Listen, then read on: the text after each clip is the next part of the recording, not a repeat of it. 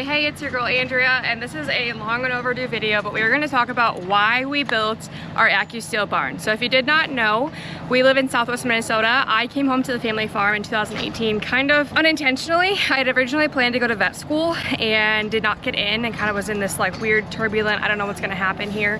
And I'd never really considered coming home to the family farm because I always was like, plan A was vet school, that's where I wanted to go. And I quickly realized how much I absolutely love being on the family farm with my parents every single day. It's got obviously like hard moments, but it's honestly my favorite thing. And we were looking for ways to expand. The land's really expensive in our area, and it was like, what can we do? At the same time, we kind of lost some land we were renting, and we're in this like weird turbulent, like how do we make this work in a way that we can expand to accommodate the growing family and make this work 50 years from now.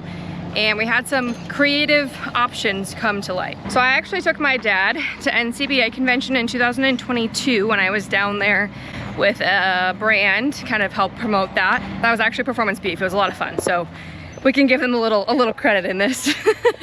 But while I was at the booth, you know, talking with producers, Dad went and explored the trade show and looked at equipment, you know, and he was kind of toying with the idea of like putting up a barn of some sort. And he ended up finding the Accu-Steel booth and talked to them about cow-calf confinement. I think there was like some information there that he saw, and he's like, oh, this is interesting, you know, like this actually might make sense for us. So he brought back that idea, and honestly I thought it was kind of terrifying because I'm so used to, you know, I'm just so used to cows on grass, like traditional route, and I would have loved to expand the cow-calf herd, but it felt like it was something that wasn't going to be super possible because we live in the land of crops. Corn and soybeans. Any pasture you find, you know, it's all creek bottom pasture, it's river bottom, and if we needed to find some, I could maybe find, you know, enough pasture for another 10 or 20 head, but I wasn't gonna be able to find enough to actually like make it super worthwhile. So he brought back that idea, and I was like, I don't know, like health, growth, how is this gonna work? We actually ended up touring an Accu-Steel barn in northeast Nebraska, and to be honest, like seeing it firsthand, asking questions, learning what works and what doesn't work was like the huge eye-opener. And I left there thinking, hey, I think we could actually do this. It's been 3 years, so this was fall of 2022 that we had the barn built. The first calves were weaned calves of 2022, and we've calved in here and had cows in here for 3 years now. So I think it's a good point that we could actually, you know, have a conversation about how it's going, all of that jazz. But essentially that's kind of like how the barn came about. You know, we just weaned, and I'll kind of show you the setup a little bit and talk about all of that, but that's really how the barn came to fruition. It was, we want to expand. I really like cows. I love calving. That is my favorite time of the year. There is nothing better than little baby calves on the ground. So our barn is 304 by 62. It fits about 140 pairs. We are limited more by bunk space than we are by pen space. We do have larger cows, so I mean if you had 1,000-pound soaking wet cows, you would be able to fit a few more than what we do. 140 is very comfortable. Sometimes you can go more than that, usually 23 to 24 per pen. You know, if we're able to go a little bit lighter when we're first calving with our first wave of cows, we'll populate, just give them more, populate a little bit lighter in a pen, give them more space, all of that jazz. So in our barn we have 6 pens. The only pen that is a little bit bigger is pen 1 because we have an extra like section of rafters, so a bunk and a half of space, and that's also where we have our processing. So I've done a barn tour. I'll link that video here if you want to see that. This is more of like why we built the barn, how it's going, how we utilize it type of video. To give you the quick rundown, the bed pack itself is bed pack. There's no concrete underneath. The only concrete in the barn itself is the alley where the cows stand to eat, and then a little pad of concrete where the waterers are. That way we can scrape them off, and that's just in a good area for the waters. So basically, I'll give you the rundown on the year here of like what it looks like, what's in the barn, how we utilize the barn. We're into October now, so we are getting very close to letting cows out of the barn. So let's just start the year, you know, per se with calving. So once we get towards February, we start calving middle to end of February. We will kick first calving cows into the barn. They will be in the barn to calve, and then those later cows will stay out in the cornfield where they were prior. We don't have enough room in the barn for every single pair to stay in the barn during calving, so those earliest calves will actually get kicked out into some other sheds and yards that we have. And to be honest, health-wise, when and if we have problems, it's never calves really in the barn. And this, in the Accu-Steel barn, it's calves in other buildings where the airflow is not as great. So that is one challenge we run into, but it is not related to our cow-calf barn. It's related to old buildings we have. We calve in the barn, the cows are in here, we kick out as we need. All of the cows by end of March will be in the barn, pulled out of the field, because that's when we are starting to thaw, get muddy, gearing up for planting season. So then from there, we get towards pasture season. So we send our youngest, nicest cows out to pasture. We keep any of our older cows, some of the spicy ladies we call them, any of the short-term cows that we purchase from West River, South Dakota is what I refer to them as. Generally, it's the yellow and the orange tags for sure staying in the barn. That's how we distinguish our herd since we expanded.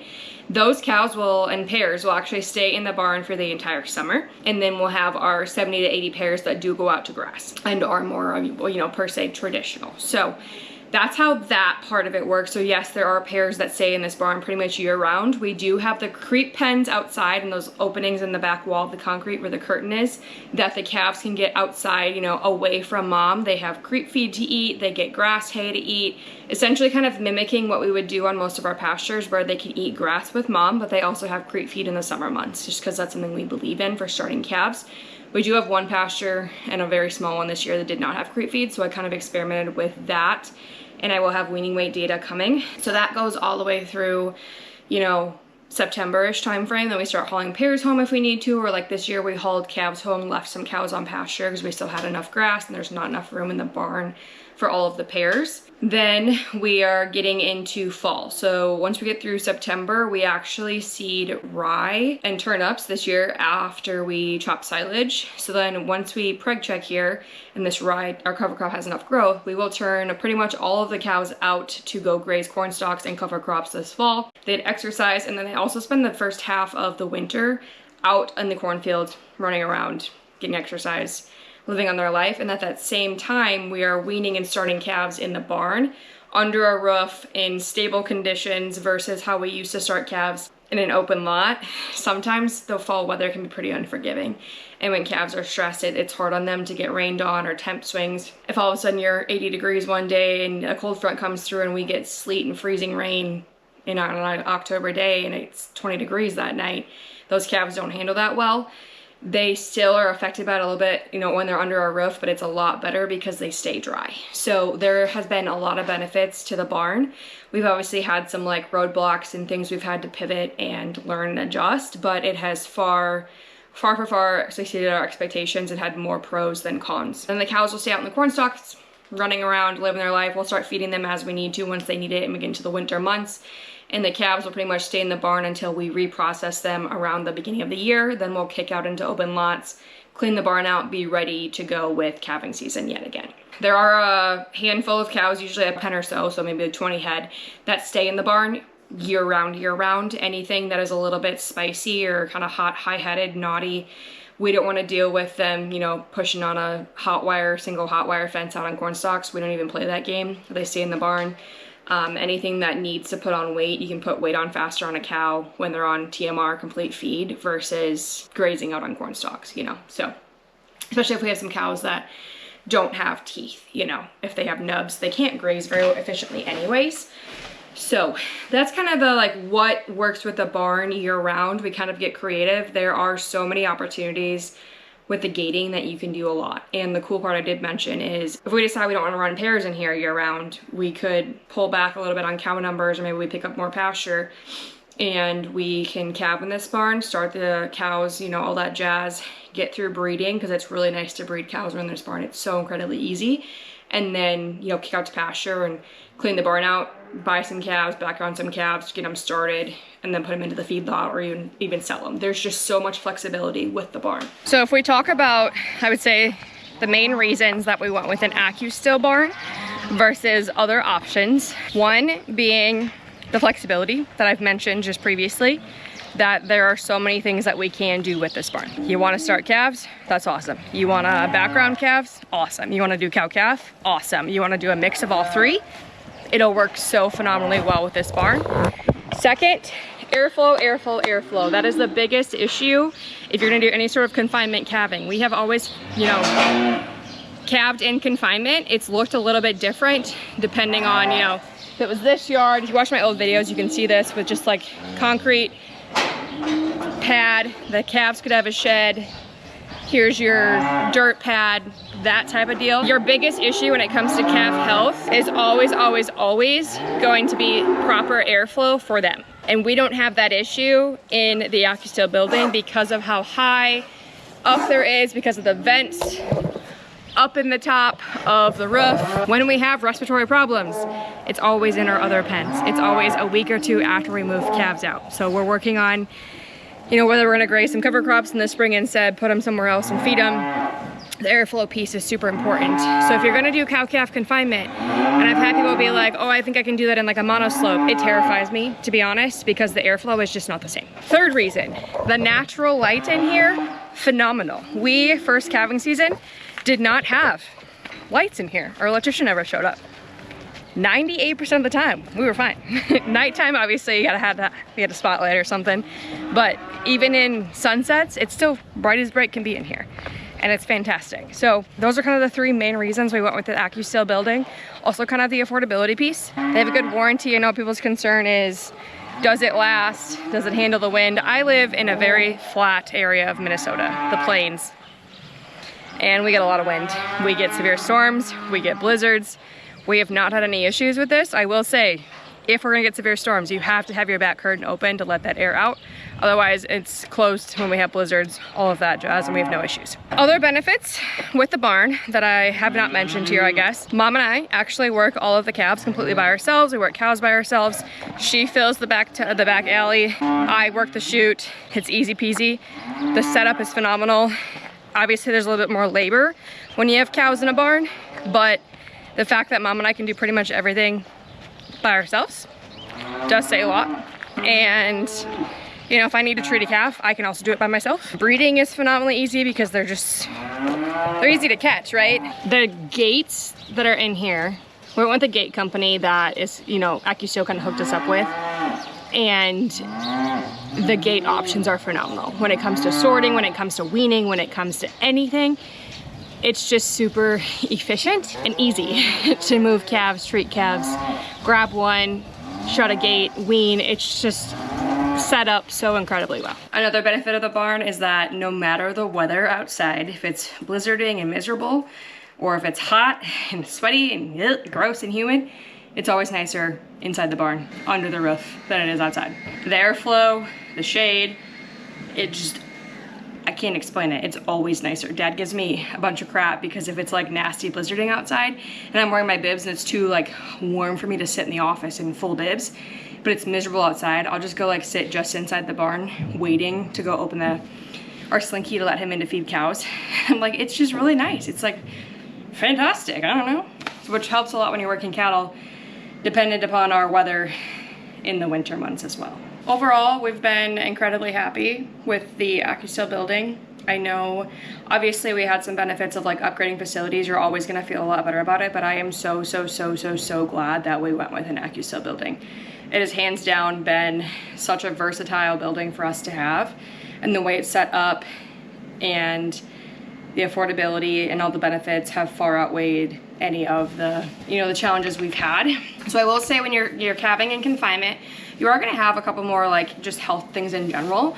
So we do battle a few more naval infections, not the entire calving season. It's always kind of like halfway through when we're starting to kind of thaw. We've calved out probably 80 to 100 pairs already.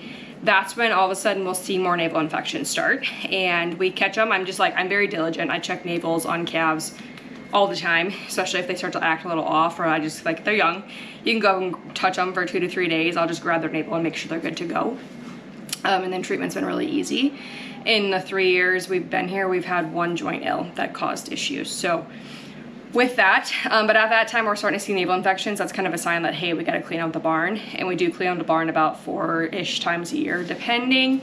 Obviously we try to do it like when the fields are open and we can haul manure and roll from there. Health-wise outside of that, we have seen some diphtheria here and there, but we are very, you know, we're very proactive when it comes to cleaning out water fountains, making sure we're cleaning the alley on a regular basis. It was something that we did see outside of the barn too. It's just a confinement issue. We lost one this year to diphtheria, of course a nice big calf, but outside of that, knock on wood, it wasn't a bad year for that. And then respiratory in general, we have made some tweaks with our vaccination protocol that greatly helped. Last year we had more respiratory than we did this year.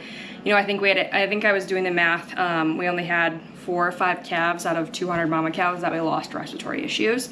And almost all of them were actually issues outside of the barn. 2 of them were later in the summer, younger calves, late calves, so also pre-existing things. The 3 others were after we'd moved them outside of the barn, so related to confinement in facilities and buildings that didn't have good airflow. So vaccination protocol, obviously work with your veterinarian, but at birth this year we just did tetanus since we banned, and then we did a nasogen for our respiratory to hit there. Then from there, when we're going to start kicking out to pasture towards breeding, when they're in that like 2-month-ish window, somewhere around there depending on the group and such, kick outside, they're a little bit younger, we are doing Vision 7 and we're doing a second dose of Nasogen 3. So there is your black leg protection, your clostridials, and then we're also hitting with that second dose of our respiratories right off the bat. Then from there, they're good to go for the rest of the summer. At preconditioning or weaning, we do Vista Once SQ for your respiratory. We do their second dose of Vision 7. They get their dewormer, their implant, etc. That's our vaccination protocol, and knock on wood, so far the calves are doing phenomenally well with weaning this year. So we're very grateful for that. We had a very hot and humid summer and did see some issues more in like the feedlot, but to be honest, it actually wasn't terrible out in the barn. So had to make some tweaks with our veterinarian and kind of figure out like what works and what doesn't. You're gonna have growing pains if you put up a barn just because there's new challenges, new things coming. And then in my next video coming about the Accu-Steel building, I'm going to compare our weaning weights overall and talk about our death loss, health issues a little bit more in depth, comparing our barn raised calves to our traditional grass calves. So stay tuned for that coming.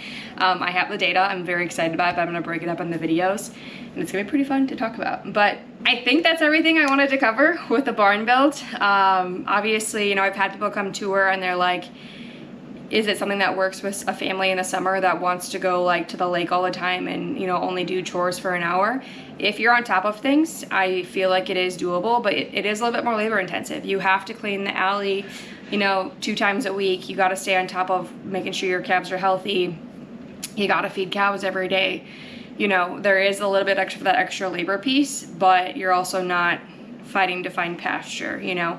And there are challenges of grass calves too. Like we had foot rot really bad on our one pasture this year in calves, and I don't know why. We didn't battle that in the barn. Like you're gonna have challenges in every scenario.